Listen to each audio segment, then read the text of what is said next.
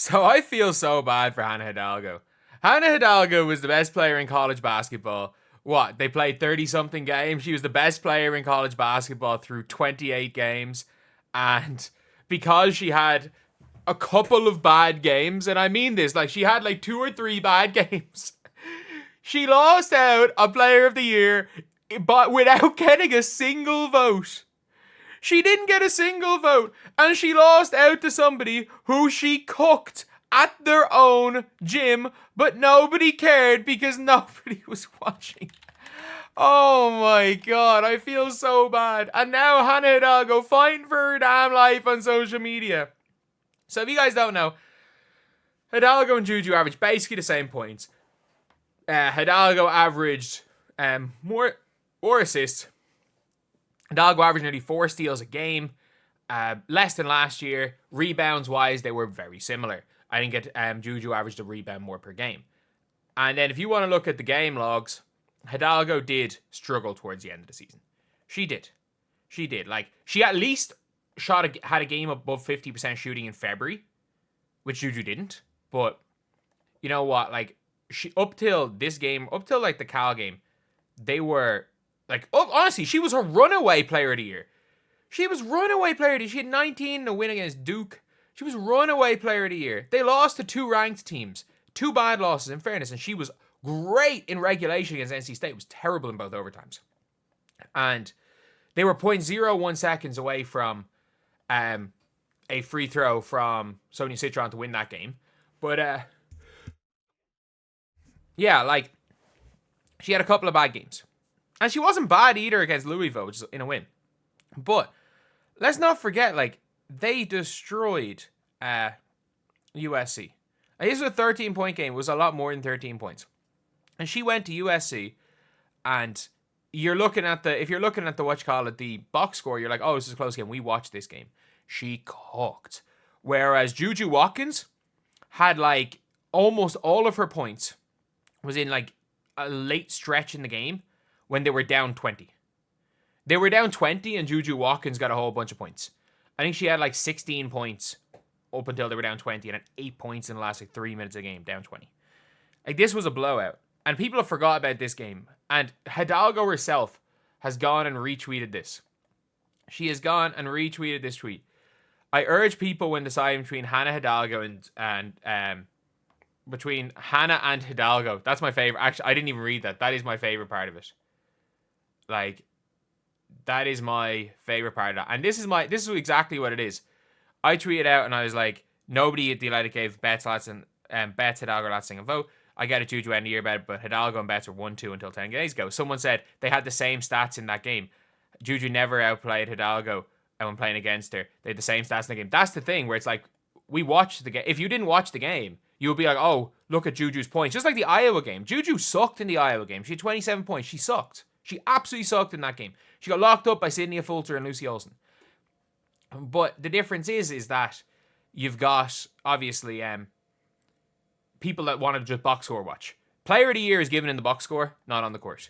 But I urge people in time between Hannah and Hidalgo to look at the totality of their resumes and not just think JuJu should get it because of the end of the season. Both players very deserving. And that is a fact, by the way.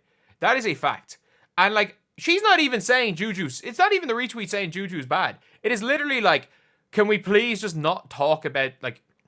Can we decide player of the year based on player of the year, not player of the last 4 weeks?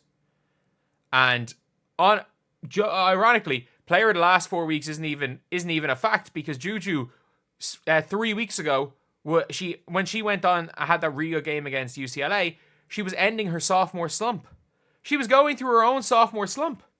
And it's just, Hidalgo went through her sophomore slump 3 weeks later than JuJu Watkins did. Hidalgo's scoring more efficiently. There's... Like... That's the thing. That's the mad thing. And it's like, obviously, but she's right. Like, this person, SSNJ, I don't even know who this is. They're right. They are right. And people are like, JuJu's not having to plead her case to win the award. Yeah, because she won it unanimously. She somehow won an award she may not have deserved to win unanimously. Because Hidalgo ended the season on 5 iffy games, and JuJu ended the season on 5 great games. JuJu, in my opinion, was 4th in National Player of the Year voting 5 games ago. She had 5 real good games. So I'm not going to, by any means, like, slander the great JuJu Watkins. She's hooping. She's absolutely hooping. So I'm not going to go out there and say that JuJu Watkins does not deserve to win Player of the Year. But the fact that Hidalgo got no votes, of course you're pissed at that. Of course you're pissed. Imagine if Shai Gilgeous-Alexander won unanimous MVP this year with how Jokic is playing. Imagine if Nafisa Collier didn't get a single vote in WNBA MVP after having an unbelievable season last year and being the 2nd seed, leading her team who was expected 9th into the 2nd seed, and lost out an MVP unanimously to a person whose team were expected to be the 1st seed in the entire WNBA and ended up as the 4th seed. Oh wait, that happened. That happened. And this is now happening here. Like, she's right to be pissed. She's right to be pissed. How do people not take into account the entire year? And that's the problem, is that it is player of the second half of the season. And remember Luka last year. Luka lost out an NBA MVP. People were like, oh, he only started playing after the All-Star break. And they're like, what?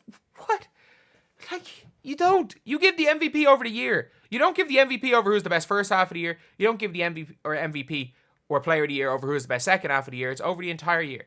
And by the way, it is extremely close, because JuJu had the much better last 5 games. Up until the last 5 games, Hidalgo was clearly ahead.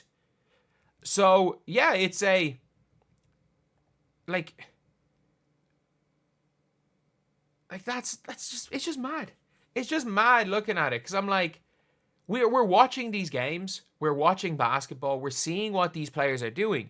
And National Player of the Year is like a huge debate. It's been a huge debate. And now suddenly it's unanimous to one of them.